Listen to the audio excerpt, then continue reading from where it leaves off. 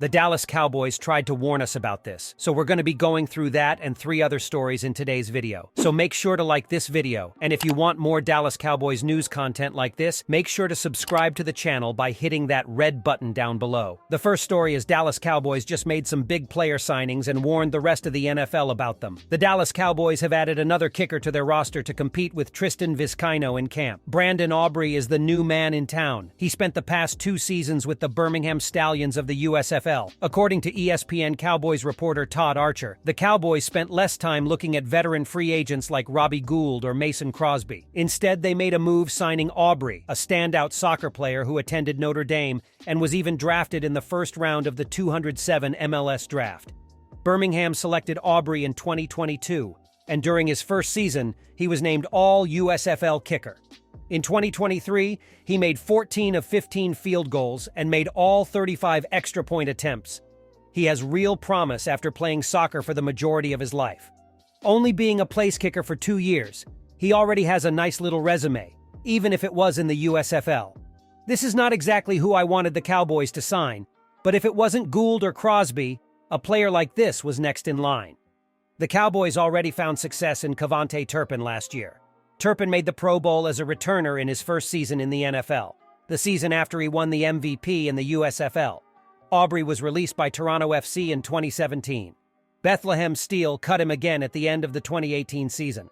He was named NSCAA Third Team All-American, NSCAA First Team All-South Region, First Team All-ACC, and NSCAA Academic All-American during his 4 years of college soccer at Notre Dame.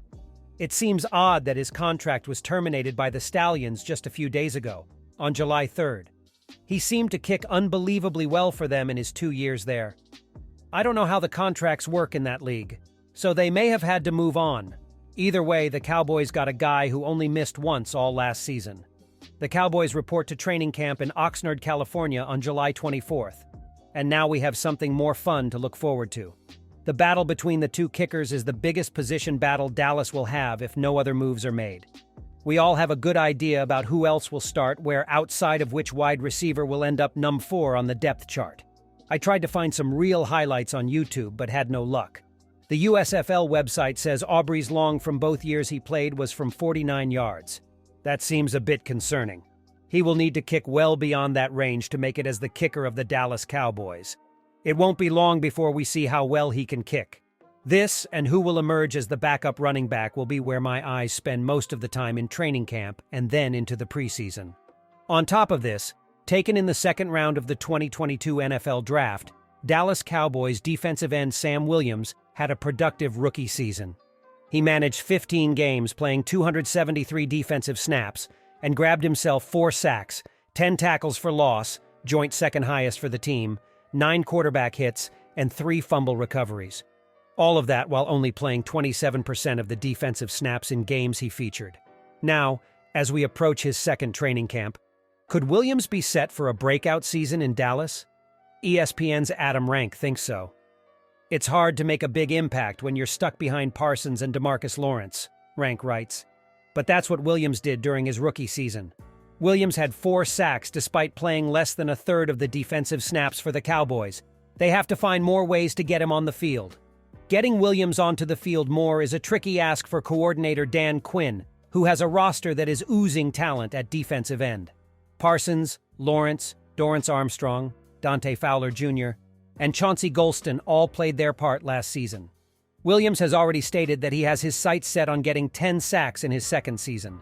Something in Dallas that since 2019, only Micah, 13.0 and 13.5 sacks, and Robert Quinn, 11.5 in 2019, have managed. That isn't to say Williams can't, but he needs to get on the field more, and the log jam at defensive end might see him have limited chances to show flashes of his ability.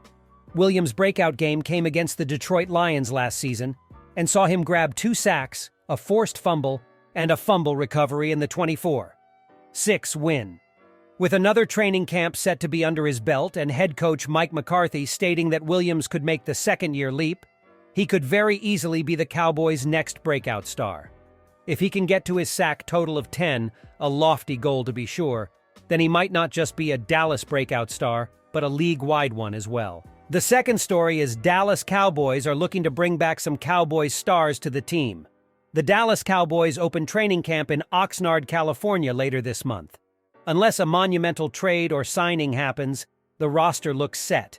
Dallas will have some new faces acquired through free agency such as Ronald Jones and Chuma Edgoa. But there are some guys who are still looking to catch on. After the NFL draft, players tend to get released. Some of them are often stars. Recently, Dalvin Cook and DeAndre Hopkins were cut a month after the draft and have still yet to be signed by another team. Both players have been mentioned on and off as potential landing spots for the Cowboys. But Jerry Jones is not biting. While bringing in one or both would provide even more firepower to an offense that looks explosive on paper, there are more realistic options out there if Dallas wants to bring in more players off the streets. The Cowboys let quite a few players walk this offseason in free agency, but a good amount of them have not been picked up. A reunion could possibly be in the works for at least one of these players, but it remains to be seen if Jerry feels it is necessary to bring them back. Yes, this sounds like a broken record. Arguably, Dallas's biggest casualty this offseason was saying goodbye to one of their fan favorites.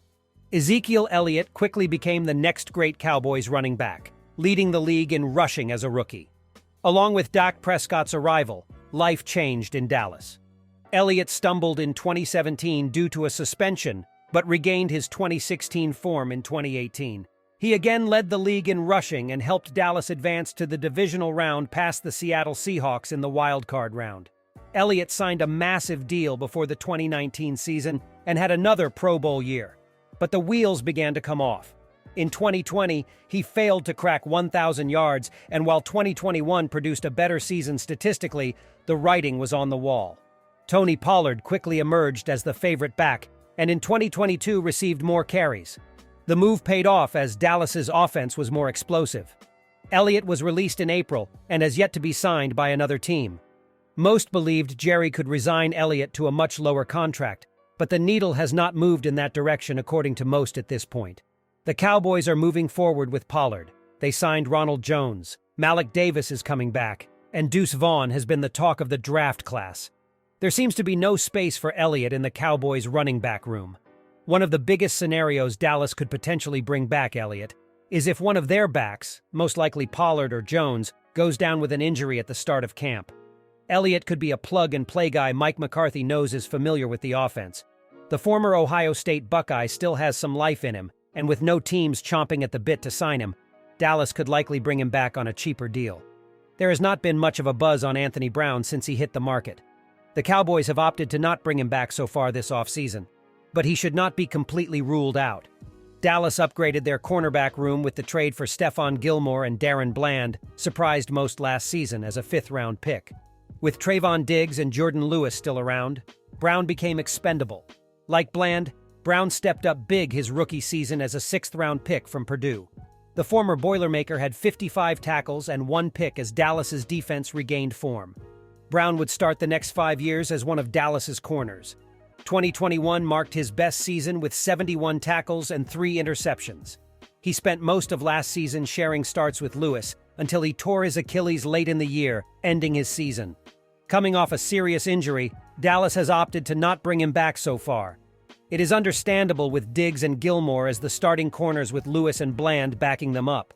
However, depth has always been a question mark for the Cowboys most years. The teams that win big always have depth because injuries happen. In past years, Dallas struggled late in the season due to injuries at key positions. Bringing back Brown could provide even more help to a loaded defense. The Cowboys are going into training camp with an unproven kicker. Tristan Vizcaino signed a reserve future contract with Dallas after the 2019 season, but was waived in April 2020. Since then, he has only kicked in 10 career games. The good news is, he has gone 11 of 12. With Vizcaino the only kicker on the roster, most are wondering if Brett Maher returning could be a possibility. Maher made the most of his second chance in Dallas last season, going 29 out of 32 on field goal attempts. However, the playoffs showed signs of the old Maher from 2019. He missed 4 extra points in their first playoff game against the Buccaneers, the only blemish on an otherwise perfect night. After the game, Vizcaino was signed. The third story is the Dallas Cowboys have huge pressure on their hands. It's been 27 years since anyone from America's team held the Lombardi Trophy, and Dallas Cowboys fans are growing impatient. But which Cowboy should feel the most pressure? Here's how we see it. As the owner and general manager of the most profitable team in professional sports, Jones assumes more responsibility than any other owner. He's favored a hands-on approach since buying the team in 1989. Under Jones, the Cowboys have won nearly 55% of their games, but they've lost almost as many playoff games as they've won. After winning 12 games in each of the last 2 seasons, the Cowboys were eliminated from the playoffs by the 49ers both years. But make no mistake, win, lose, or draw, the 80-year-old Jones loves being the owner of the Dallas Cowboys. He wants to win badly, but as long as he's the owner, his job as general manager is safe. As he once told 105.3 The Fan, "When you work for yourself, there's no firing him."